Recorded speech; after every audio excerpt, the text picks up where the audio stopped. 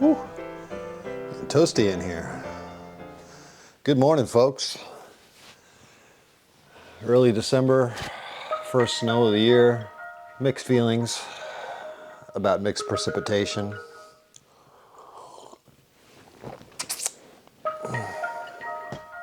Well, today we're going to get back into some bike builds.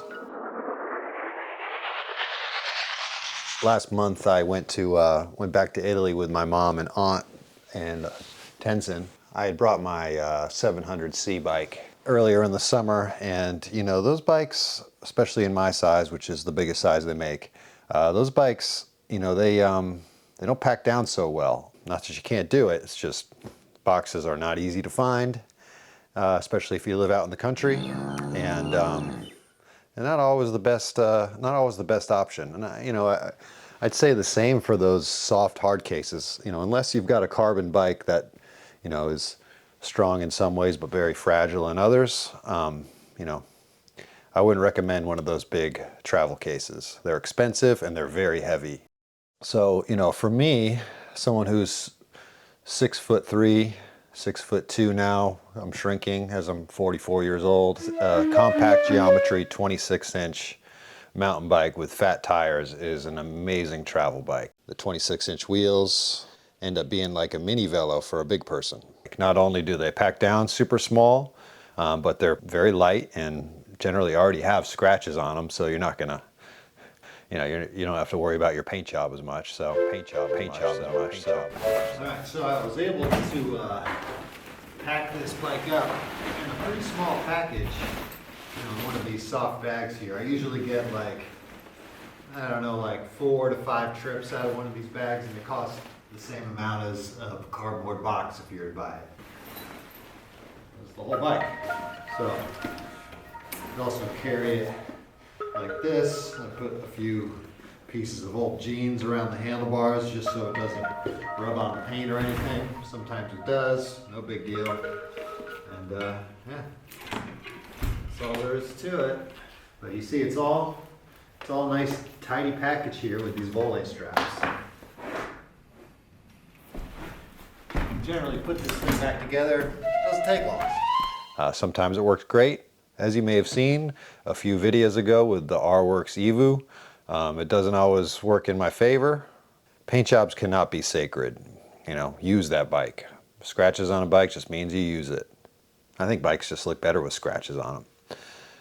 I'd tell myself that. Makes life a lot easier. Well, there's no coffee in there. Now that we're all caffeinated and toasty warm from this fire, let's head on down to the cold barn and go over this 1992 Klein Pinnacle drop bar travel bike.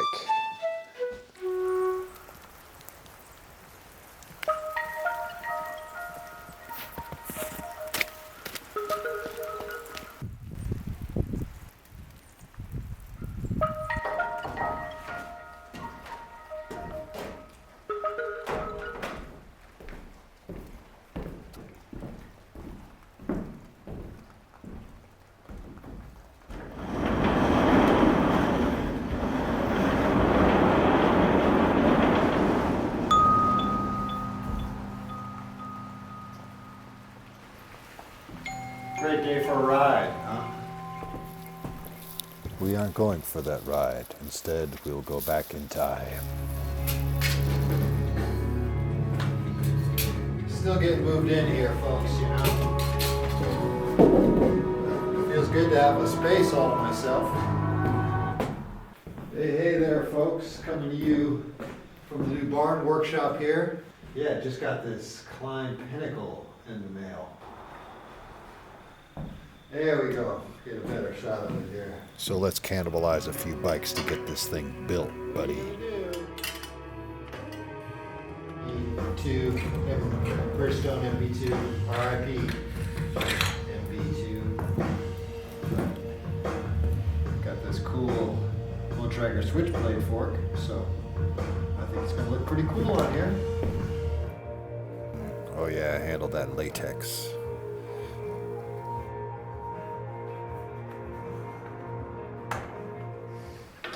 I thought I was going to need like a short and high stem for this, for this bike, but the way it's like a 70-degree head tube angle, but I think I made it even slacker with that fork that I just put on it.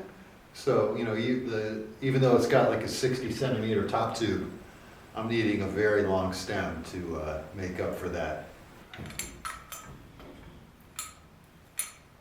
T-bone.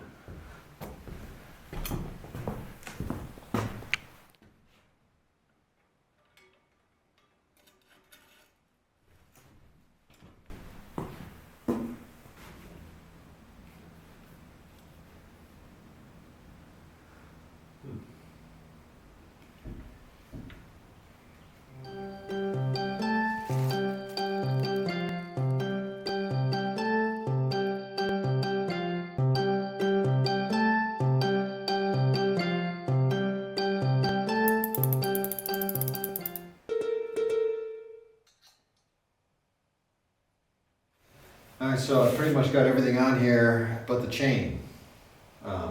Tried a few different bar tape choices, but you won't be able to see that because it's too dark in here right now. And oh my god, it was a pain in the ass to get the cable through this internal routing out the other side.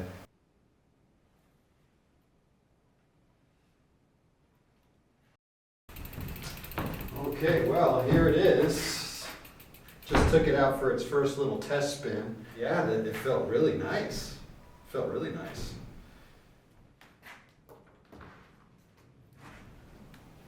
Gonna go out for a little bike ride. And here it is.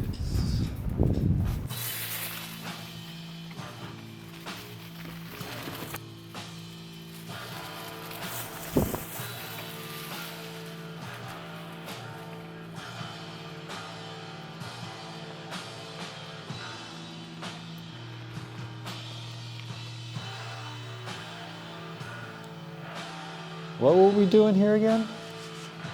Let's cut all this artsy crap and wheel this thing out, shall we?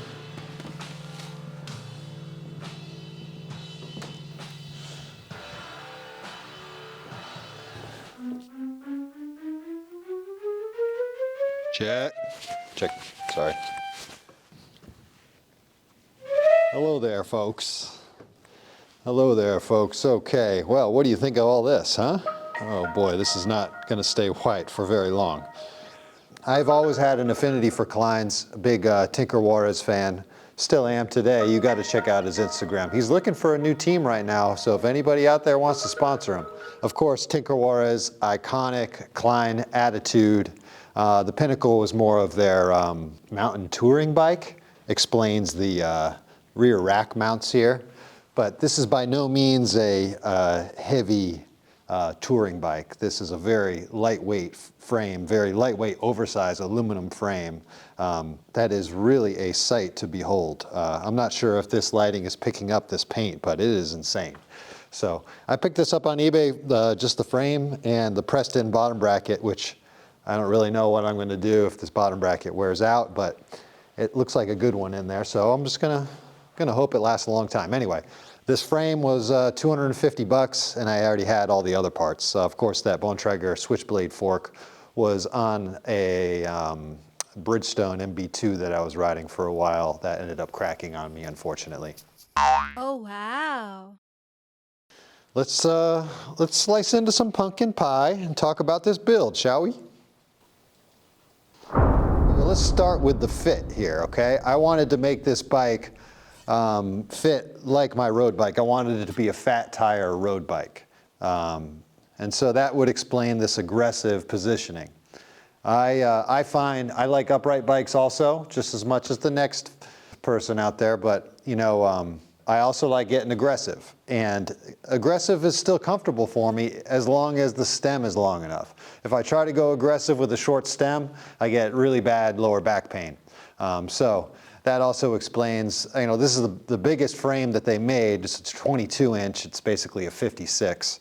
I am a, you know, a 59 to 61 in road bike sizing, and the super long stem. That's a 135 Tioga T-bone stem there.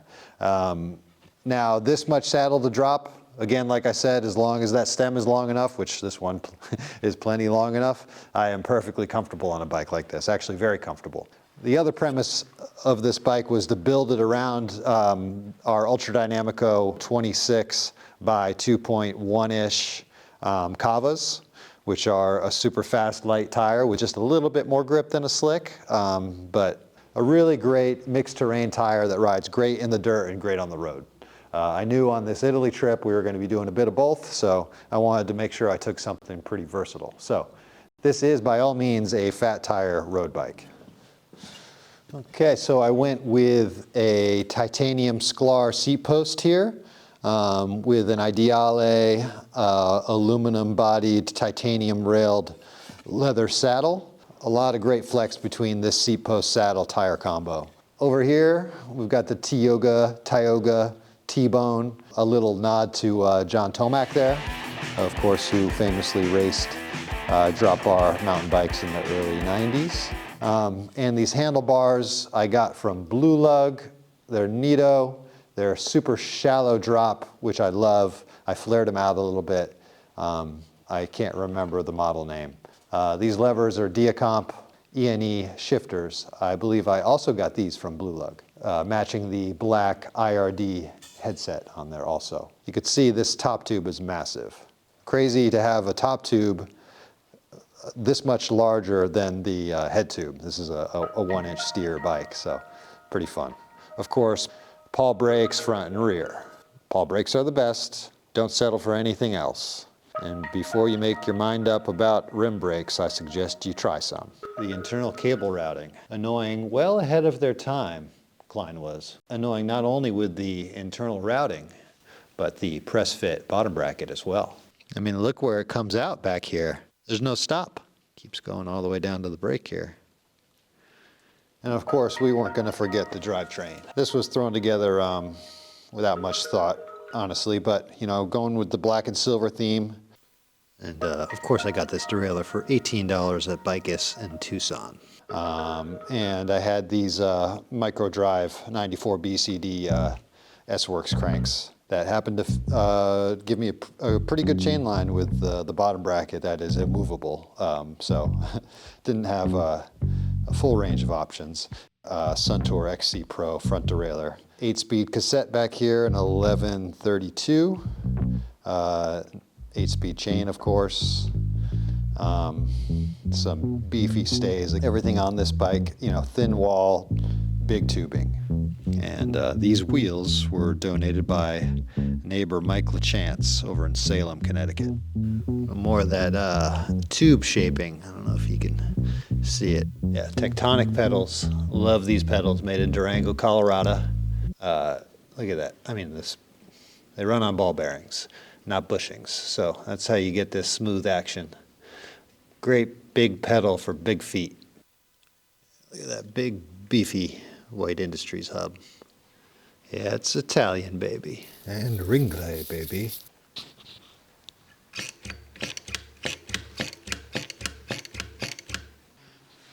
And of course we are using Vittoria latex inner tubes. You could still find them out there in 26 by 2.3, so do a little searching on eBay. Likely a lot of them out there are pretty old, but boy oh boy, do they ride nice. Just a little latex reservoir tip there. Okay folks, well here's a little bag update for you. We don't have any. That's the short of it. Yeah, our guy in Vermont, not able to make any profit off making our bags. So they used to take us 2 hours to make. They took him 3.5 hours to make each. So he didn't really make any money off this last round. So obviously that's not sustainable. So we're having them sampled by some other factories in the US, and we'll see what they come up with. But as far as the Fabio's chest goes, you know, don't expect anything before the springtime, I wouldn't think. The Fab's abs redo that you've seen on a few of my bike builds recently, or I guess really for the last year, because we were supposed to make them last year when we still had a factory. But we've got some other things that'll be ready before Christmas, so you know, keep checking the site. Sorry, I don't have better news for all that stuff. It's been a tough year as far as the bag production goes. Okay, let's go inside.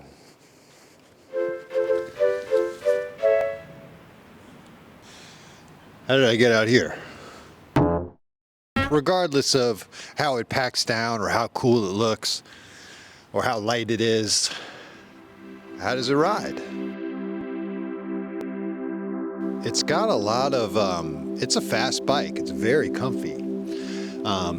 Riding on tires like that, the effective outside diameter is the same as, you know, a road wheel. So, for example, here is our 700 by 33 Kava road tire and our 26-inch Mars, for example, come out being a very similar effective outside diameter, as you see here.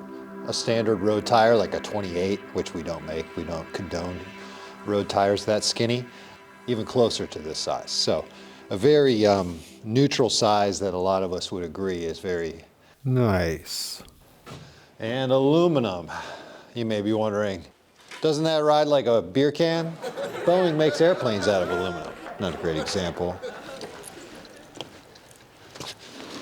It's super responsive when you step on the pedals. It has a great climbing position. These big soft tires and the titanium seat post and the nice saddle absorb so much road vibration and any sort of shock you'd need. I'm just riding in circles here in case you didn't notice. Super comfy ride, and when you need to stomp on the pedals, the stiffness is there. In another step further in proving my point that frame material doesn't matter, you take a bike that was designed to be as stiff as humanly possible at a time when stiffness was everything, and you put some nice tires and components on here, and you have a really, really nice riding bike. Like riding a road bike on clouds.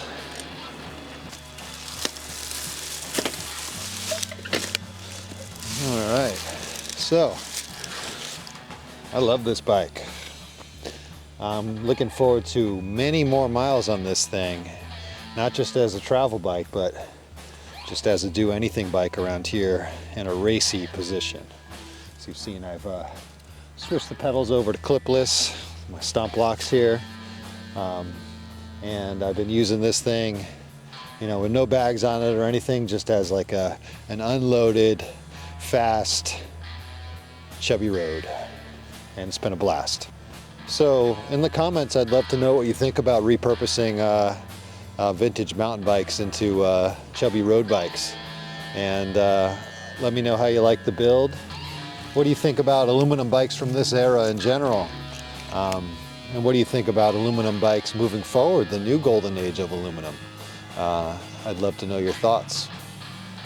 As always, I'll be right here, but where is here? And what's right? Stage left. And if I don't see you again before the holidays, I hope you have a happy one. I'm gonna go for a bike ride and continue to go on bike rides because